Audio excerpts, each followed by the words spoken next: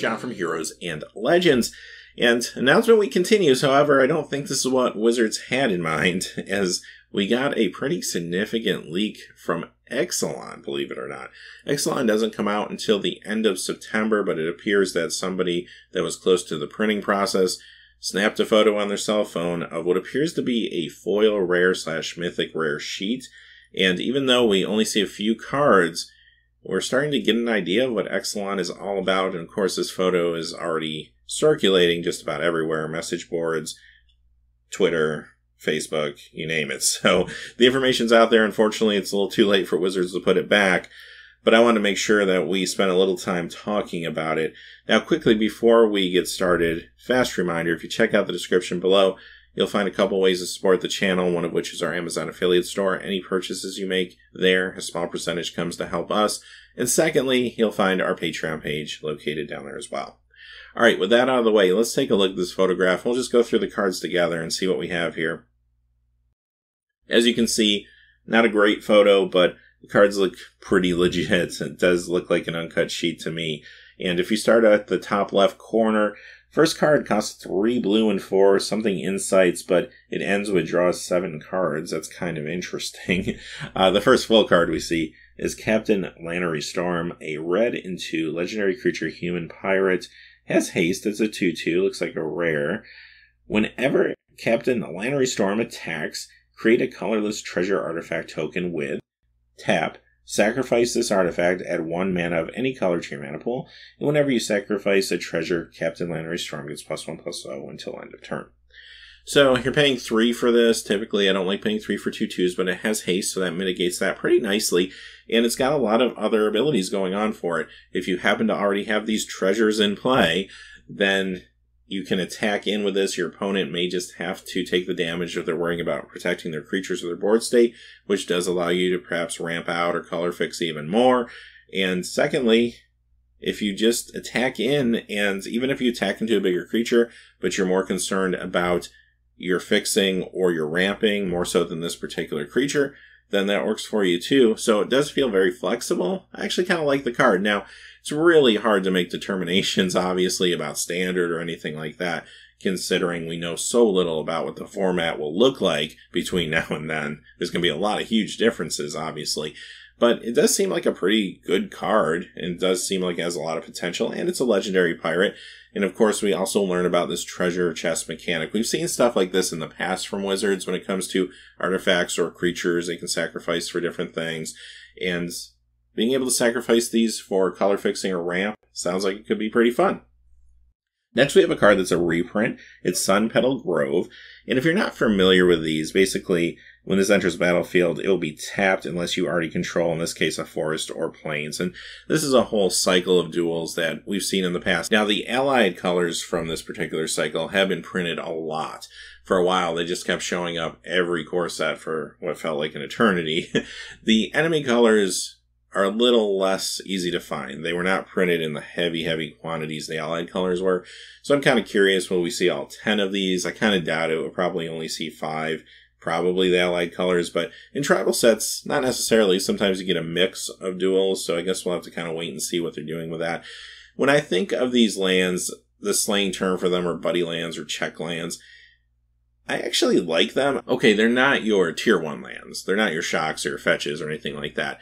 But they are very good, serviceable dual lands. I played with them a lot back in the day, and most of the time they do come into play untapped. They are very strong, even if they're not the best that you can perhaps find.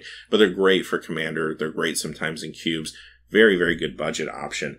Next we have what appears to be maybe a rare in black, 2 black and 5. We can't really see what's going on though. Something about piling things into 2 piles. That's always interesting. Next we have Sorcerous Spyglass. This costs 2. It's an artifact rare. As Sorcerous Spyglass enters the battlefield, look at an opponent's hand, then choose any card name.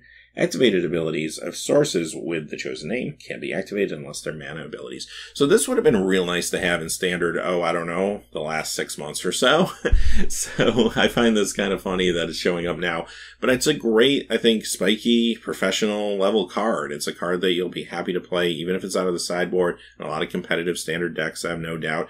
Could even cross over into modern. It's very cheap, 2 mana. and it shuts down potential threats and also gives you information. What I like about this too, if you already know what your opponent's playing, then that extra information is going to help you know what cards you really need to shut down, so that makes this better in a competitive format like Modern or Standard, even more so obviously than, say, a sealed pool or draft or something like that. Although I could see where this could be useful out of the sideboard in Limited as well. So yeah, overall, I think it's a great card. Definitely will see play. Next we have Arcane Adaptation. This costs a blue and 2. It's an enchantment, and when this enters the battlefield, choose a creature type. Creatures you control are the chosen type in addition to their other types. The same is true for creature spells you control and creature cards you own that aren't on the battlefield. So a lot of players who are familiar with the card Conspiracy, originally printed in Mercadian Masks, it got a reprint in Time Spiral as a time-shifted card, so technically it is modern legal if you're keeping track. This card is very similar, but this card feels a lot better than that card to me. Conspiracy changes your creature types. However, this card actually adds the creature type that you choose to what already exists. I think that's actually a lot better in most cases. This card is going to be phenomenal in Tribal Commander decks, I think. And just in general, great Commander card. Again, it's a little too soon to say like Standard or anything like that, but this is going to be phenomenal in Commander. It's kind of funny, we're seeing these Commander 2017 decks come out at the end of August. They're going to be based around tribes, and we're getting a very strong tribal theme in this set with cards like Arcane Adaptation. Next we got a Mythic Rare, but again, we can't really see too much. It's 2 black and 3, 4 toughness creature. Then we have Vanquisher's Banner, costs 5, looks like it's a rare. When this enters the battlefield, choose a creature type. Creatures you control of the chosen type get +1/+1. Whenever you cast a creature spell of the chosen type, you get to draw a card. So another really strong tribal card. 5 casting costs, a little bit heavier for some environments maybe. But again, I feel like Tribal looks like it will be pushed maybe in Ixalan. So this could maybe be standard playable in the future. But if nothing else, great commander card for Tribal again. Next we have Daring Saboteur, which is really a partial card. We can't see the casting cost. We just see 1 generic there, and we can't see power toughness. But it's a human pirate, a blue and 2, and it can't be blocked this turn. And whenever this deals combat damage to a player, you get to loot. So I do like looting, and I do like things that can't be blocked sometimes. So it feels like it could be a good card. If this truly is a rare, like the other cards we see on the sheet, it's probably pretty competitively costed. So could be a decent card. I guess time will tell. Having said that, that's the information for today. So I'm not really sure. I guess I'd be curious to find out what the contracts Wizards has with these printers look like when it comes to any penalties for leaks like this. I feel like they have to have some sort of penalty. And I just kind of wonder how heavy it is and how much it's enforced, that type of thing. It just feels like there's been a lot of leaks lately. And this seems to happen whenever Wizards expands and starts printing more product. We saw this a couple years ago when they began printing an extra set every year. And we got these leaks that were coming relatively consistently, and then they stopped for a while. Once everything sort of got consistent again, we didn't see a whole lot of leaks. And then here we are with them printing a lot of products again, as we saw from the announcements this week, and we're getting a whole lot of leaks again. So I'm curious to see, like, maybe they do have to go to some other printers that aren't as secure, maybe aren't taking the embargo as seriously or what have you. And then this starts to happen. Eventually it seems like they get it under control, whether they just go find other printers or they work out a better system with the current printers. I don't know, but it does seem to go away after a while. I guess we'll see what happens with this. But I don't know, for diehard players, I don't think these leaks really affect the game. I mean, people like you and me, if you're watching this video, or in my case, making the video, we're going to buy these cards anyway, right?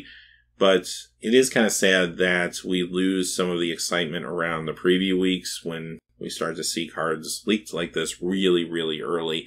And all those moments of discovery you have, which granted are part of their marketing process, but that's kind of fun to go through that journey together as opposed to have something dumped in your lap like this, right?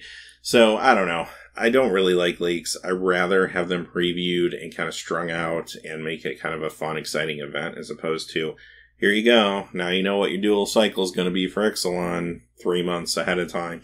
But it kind of is what it is, and like I said at the beginning, it's news that I feel like we have to report once it gets out there, so oh well, until next time, as always, thanks for watching. Please remember to like and subscribe, and have a great day. Hey, thanks for watching. This video is made possible by the generous support of viewers like you on Patreon. Check out the description below for links to our Patreon page as well as our Amazon affiliate store, where a small percentage of all sales will also help support the channel. Finally, if you haven't had a chance yet to subscribe, hit that subscribe button so you don't miss any new videos on Heroes and Legends. Talk to you again soon, and have a great day.